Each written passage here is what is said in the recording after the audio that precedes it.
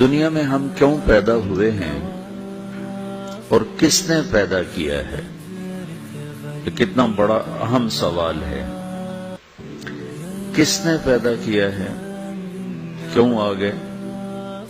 کیوں مر جاتے ہیں؟ مر کے کہاں چلے جاتے ہیں؟ بھاگ دوڑ لگی ہوئی ہے کمائیوں کی، کماتے کماتے کماتے کماتے ایک دم سب چھوڑا اور جا کر قبر میں سو گئے۔ جیسے میتھمیٹک کا قاعدہ ہے کہ بڑے سے بڑے عدد کو 0 سے ضرب دو تو وہ 0 ہو جاتا ہے۔ 1 ملین انٹو 0 0 اور 1 بلین انٹو 0 0 اور 1 ٹریلین انٹو 0 0۔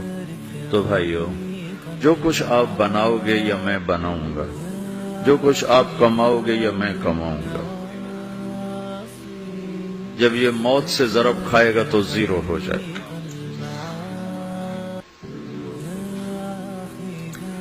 عزت، شہرت، دولت، بلندی انٹو موت 0، گمنامی، فقر، ذلت، پستی موت سے ضرب 0، حکومت، وزارت، صدارت موت سے ضرب لگی 0، جھونپڑا، بیماری، غربت ضرب موت 0۔ میں مکہ میں تھا جب ملک فہد مرحوم فوت ہوئے۔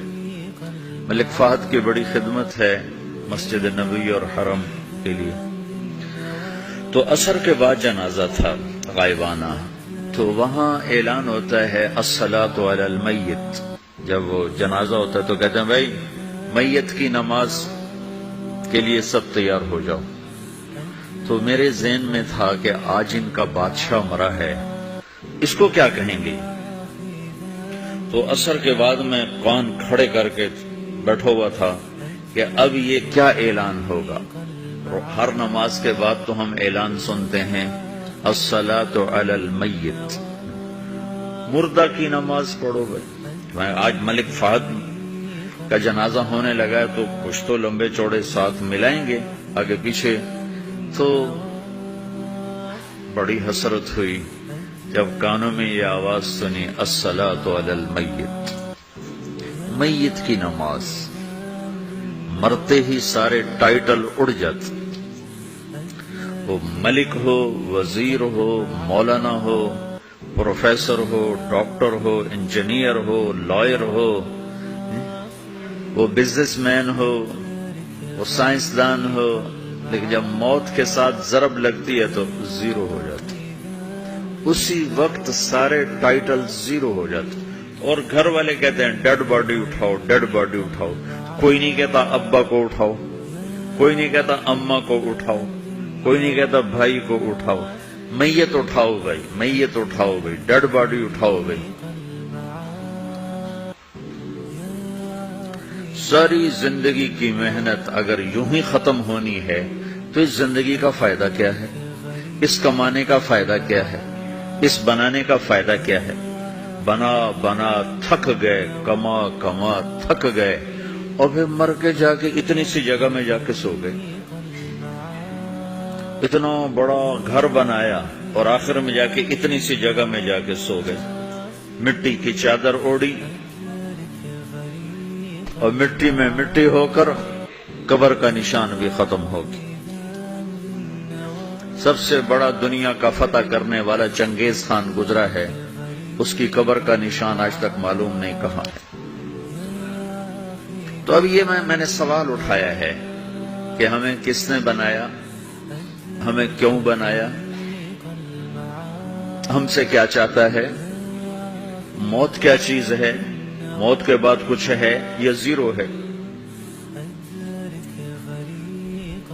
ان سوالوں کا جواب دنیا میں کسی کے پاس کوئی نہیں۔ اتنا انسان ترقی کر گیا، خلاؤں کو ڈھونڈ لیا، سمندر کے نیچے دیکھ لیا، پہاڑوں کے اندر اتر کے دیکھ لیا، 6 کلومیٹر نیچے جا کر تیل نکال لیا، خزانے نکال لیا، اور کتنا آسان سا سوال ہے، مجھے کس نے پیدا کیا ہے؟ پتہ کوئی نہیں۔ کیوں پیدا کیا ہے؟ پتہ کوئی نہیں۔ مر کیوں جاتے ہیں؟ پتہ کوئی نہیں۔ موت کس سے کہتے ہیں؟ میڈیکل سائنس میں موت کس سے کہتے ہیں؟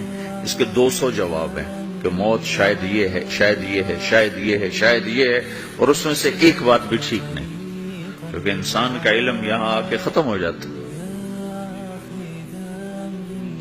4 مہینے کے بعد زندگی کیسے شروع ہو جاتی ہے؟ بچہ کیوں حرکت میں آ جاتا ہے؟ وہ کیوں اس کے اندر زندگی دوڑنے لگتی ہے؟ وہ 4 مہینے کے بعد کیا ہوتا ہے؟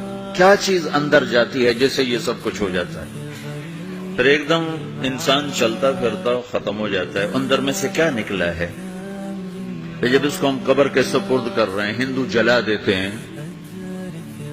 ہم زمین میں دفن کر دیتے ہیں، یہودی عیسائی زمین میں دفن کرتے ہیں، ہندو جلا کے راکھ بنا دیتے ہیں، سکھ جلا دیتے ہیں، تو یہ سب کہاں چلے جاتے ہیں؟